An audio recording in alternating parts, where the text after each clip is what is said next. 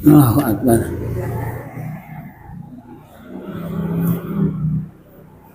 Alhamdulillahilladzi arsala rasulahu bil huda wa dinil haq yudhhirahu 'ala dini kullihi wa kafa billahi shahida. Asyhadu an la ilaha illallah wahdahu la syarikalah wa asyhadu anna Muhammadan abduhu wa rasuluhu allazi la nabiyya ba'dahu amma ba'd. Ibu-ibu kaum muslimat yang dimuliakan Allah Subhanahu wa taala, puji dan syukur kita panjatkan kehadirat Allah atas limpahan karunia dari Allah berupa kenikmatan, terutama nikmat ada di dalam iman dan Islam. Alhamdulillah. Untuk selanjutnya mari kita membacakan ayat 18 insya Allah sampai ayat 20 gitu, ayat 22.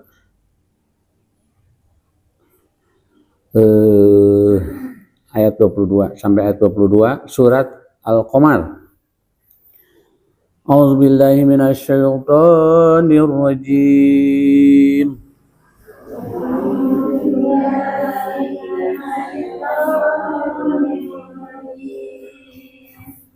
Kazzabat 'adun fakaifa kana 'azabi wa nuzur.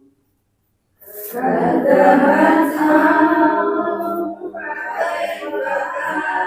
عذابي ونذر إنا أرسلنا عليهم ريحا صرصرا في يوم نحس مستمر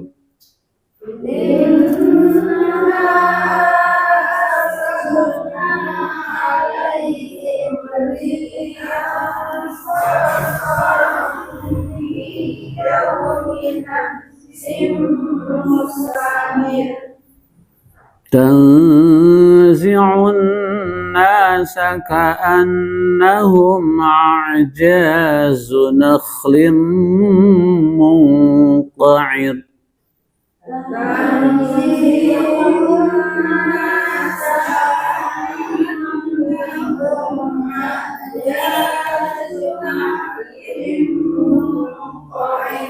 فكيف كان عذابي ونذر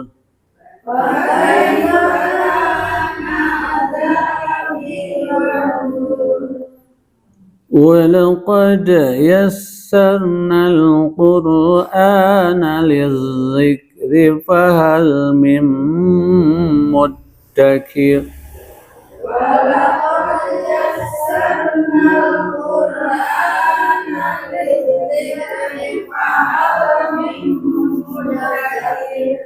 Sami'na wa ata'na ghufranaka rabbana wa ilaikal masir. Shadaqallahul azim. Alhamdulillah, ibu-ibu, kita semua telah membacakan ayatnya. Semoga Allah melimpahkan rahmat atas bacaan kita dan menjadi syafaat untuk kita semua di hari kiamat. Amin. Amin. Selanjutnya mari kita simak arti serta maksud yang telah kita baca. Surat Al-Qamar, surat ke-54 ayat 18. 18 malah 20 jadi 22, 5 ayat. Ibu-ibu sekalian, ayat 18 Allah Subhanahu wa taala ingin menunjukkan kepada kita semuanya peristiwa azab besar. Yang sebenarnya ibu-ibu, azab-azab yang seperti itu sering terjadi akhir-akhir ini gitu. Sebenarnya seperti terjadi di Jepang, terus di Brazil, di mana angin besar hingga menyapu gedung-gedung tumbang, terus apalagi rumah-rumah yang atapnya seng gitu, geus halaliber. Tapi sedahsyatnya zaman sekarang jarang yang menyebabkan korban banyak. Akan tetapi di zaman kaum Ad itu mengerikan, itu sangat dahsyat sekali, sangat dahsyat siksanya itu. Nah, Allah Subhanahu wa taala berpesan dalam hati ini agar kita kembali menyimak kejadian itu, agar kita mengambil sebuah pelajaran dan bukti-bukti bahwa Allah itu menindak sebuah negeri yang sudah ingkar pada Allah SWT.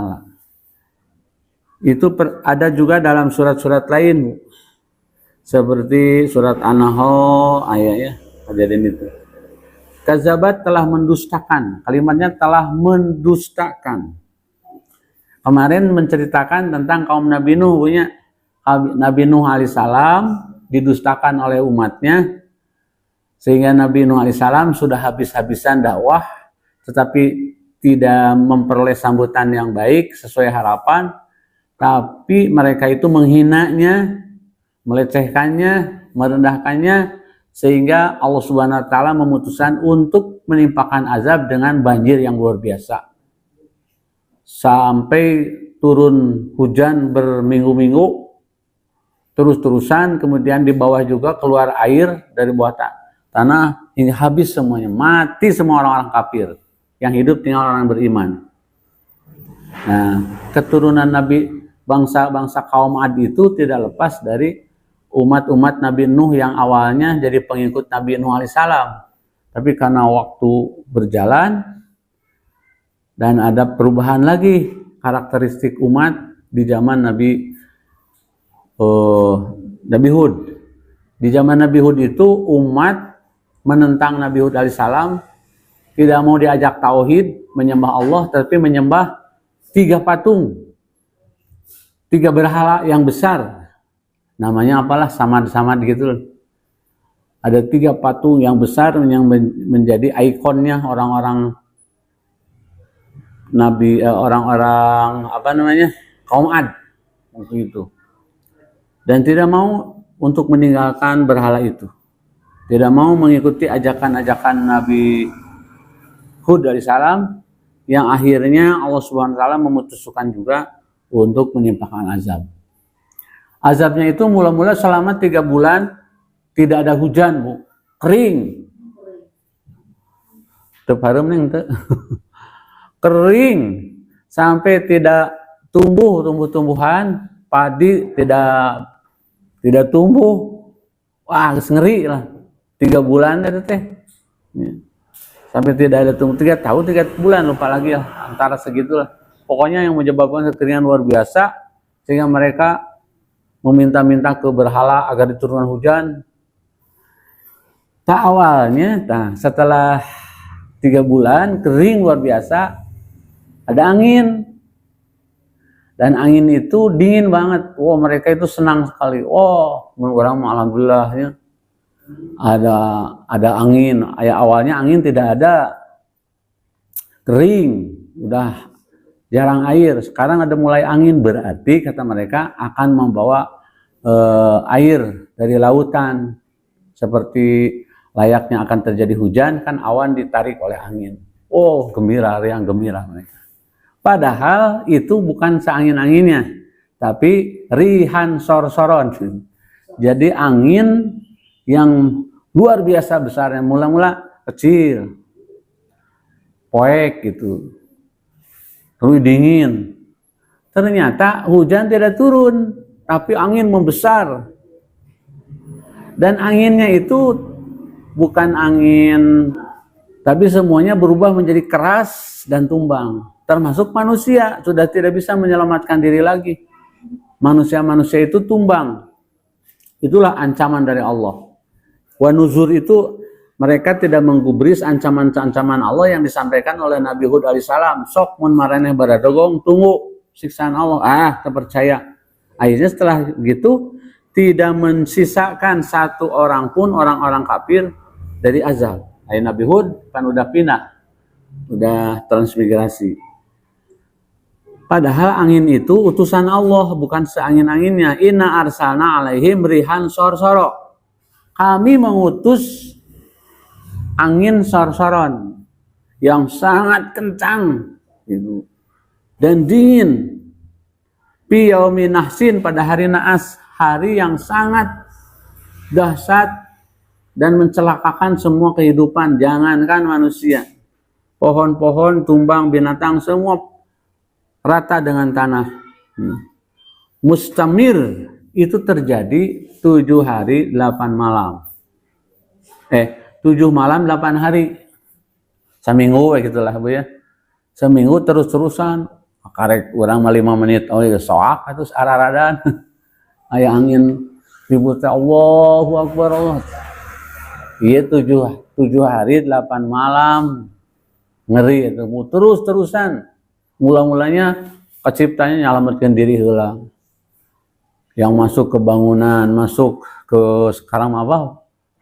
Bengker-bengker gitu. Bangker-bangker bawah tanah gitulah.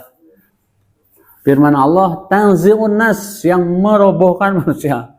Manusia roboh itu artinya udah tidak bisa berdiri tegak lagi, tidak bisa menyelamatkan diri, tidak bisa survive lagi, udah semuanya tumbang. Kanahum ajazun nakhlin munqa'ir, bagaikan pohon kurma yang tumbang. Nah itu disuruh mikir kita, suruh mikir pohon kurma, bukan pohon lenca. Kalau pohon lenca tumbang atau pantas ditiup ke budak oke runtuh. Tapi ini kan pohon kurma itu seperti pohon aren di kita, di Asia, di Indonesia, atau kalapa. Kalau pohon aren, pohon kelapa aja udah tumbang, komodi pohon-pohon yang berat, tapi tumbang gitu, terus kecipta gitu. Pohon-pohon kurma saja tumbang, apalagi manusia, apalagi bangunan. Nah itu ukurannya. Fakaifa kana azabi wa nuzur, bagaimana siksaanku yang telah aku ancamkan pada mereka. Nah, jadi membayangkan betapa ngerinya siksaan Allah yang pernah dijatuhkan kepada orang-orang kafir di zaman kaum Ad. Apa kesalahan mereka? Yaitu menentang dakwah Nabi Hud alaihissalam, menentang perintah Allah, dan mereka bersikukuh ingin menyembah kepada berhala-berhala, terutama 3 berhala yang besar. Nauzubillah min dzalik. Berikan kemajuan kaum Ad. Jadi kaum Ad Bu di zaman itu merupakan sebuah negara yang superpower, maju, atau disebut yang sekarang modern di zamannya. Mereka menyembah 3 berhala yang gede-gede itulah, yang bernama Syamda, Syamud, dan Hiro namanya. 3 itu yang besar. Dalam buku itu dikisahkan bahwa kaum Ad diberikan kekayaan yang melimpah. Mobil Ferrari itu namanya, motor Harley juga Sahroni yang dijarah oleh rakyat. Geus dijarah mah teu bisa nanaon gini. Jam 11 miliar kapanggih ku budak. Flash disk pira oge urang mah teu butuh, manehna pun kakakoloyongan neangan. Itulah harta. Kalau sudah waktunya diambil oleh Allah dengan cara Allah, meskipun syariatnya dijarah ke rakyat, hakikatnya Allah itu hancurkan. Seorang yang diduga sebagai sombong, menganggap rakyat tolol dan lain-lain, luar biasa. Nah, kekayaan mereka itu menyebabkan lebih jauh dari Allah, bukan lebih dekat. Tanah mereka subur, sumber-sumber air yang mengalir dari berbagai penjuru, jadi irigasi kaum Ad itu. Saya ini mereka tidak pernah bersyukur. Semakin tinggi ilmu pengetahuannya, mereka justru membuat tidak percaya akan keberadaan Allah Subhanahu wa taala. Nah, ini penyebabnya. Oleh karena itu, Nabi Hud alaihissalam diutus oleh Allah ke negeri Ad itu agar mereka meninggalkan penyembahan berhala, kemudian bersyukur kepada Allah Subhanahu wa taala. Dan beliau sudah maksimal berdakwah kepada kaum Nabi Ad, tidak berhenti untuk mengajak, tetapi mereka kekeh ingin menyembah 3 berhala tadi sebagai warisan nenek moyang mereka, sebagai warisan budaya yang tidak boleh ditinggalkan. Hud alaihissalam kemudian meminta kepada Allah agar udah aja diazab gitu, terutama yang enggan beriman kepada Allah sebelum azab turun, Nabi Hud alaihissalam kembali memperingati kaum Ad yang terakhir. Kumaha cenahnya? Ada dua opsi ya. Mau jadi pengikut saya atau menerima azab Allah aja? Ya udah azab Allah aja, terima. Ya udah. Akhirnya Nabi Hud alaihissalam mengajukan dua opsi dan mereka mengambil opsi untuk tetap tidak taat kepada Allah dan mengambil risiko akan diazab oleh Allah. Sebenarnya mereka bukan tidak takut oleh azab, tapi tidak percaya. Itu macam bohong. Nah, kemudian mereka kaum Nabi Ad itu ya, bahkan setelah yang terjadi tadi seperti 7 hari 8 malam ada angin, sebenarnya mereka minta tolong kepada berhala-berhala karena mereka percaya berhala-berhala yang bisa menolongnya. Tapi boro-boro azab Allah yang ditandai dengan kekeringan 3 tahun sobian itu pasti kering selama 3 tahun, sehingga timbullah awan hitam dan membasahi ladang-ladang mereka senang awalnya, tapi akhirnya seperti digambarkan dalam surat Al-Ahqaf ayat 24, falamma ra'ahu 'aridan mustaqbil awdiyatihim qalu hadza 'aridun mumtiruna bal huwa mastajaltum bihi rihun fiha azabun alim. Ketika mereka melihat azab itu berupa awan menuju lembah-lembah mereka, mereka berkata, inilah awan yang diturunkan hujan kepada kami. Oh iya cenah diijabah ya ku berhala-berhala, kata mereka itu. Padahal itu adalah azab yang kamu tantang, yang kamu minta supaya datang dengan segera.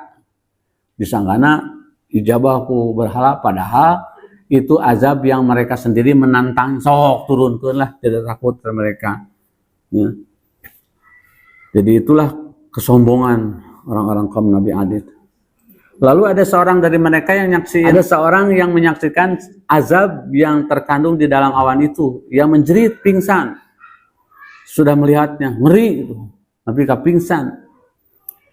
Saat itu Allah menimpakan azab kepada kaum Nabi Ad selama 7 malam 8 hari berturut-turut.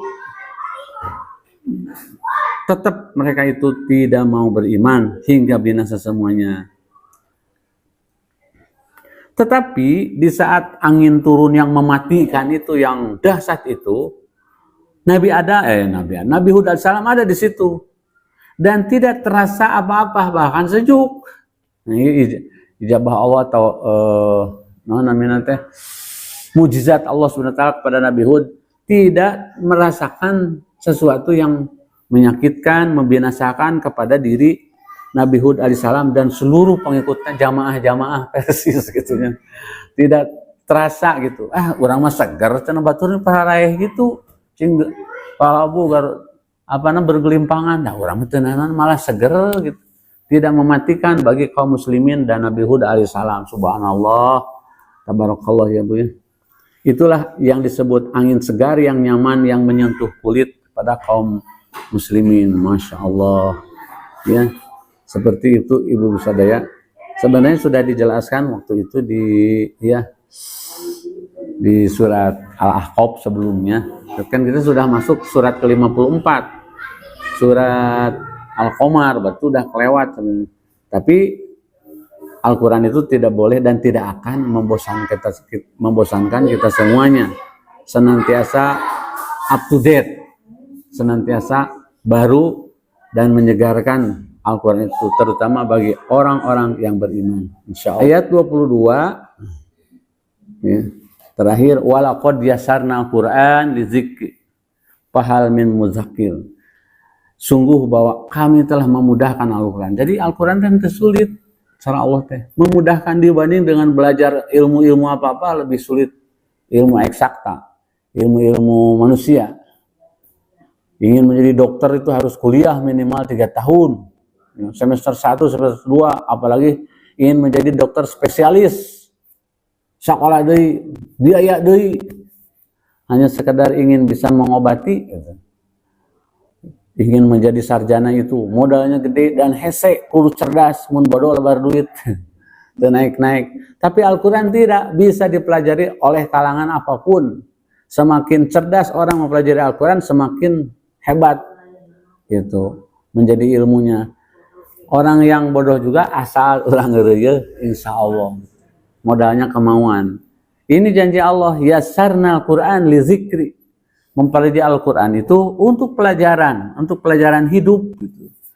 Agar hidup kita sesuai dengan yang menciptakannya, kita baca Al-Quran, belajar dan amalkan sesuai dengan kemampuan kita.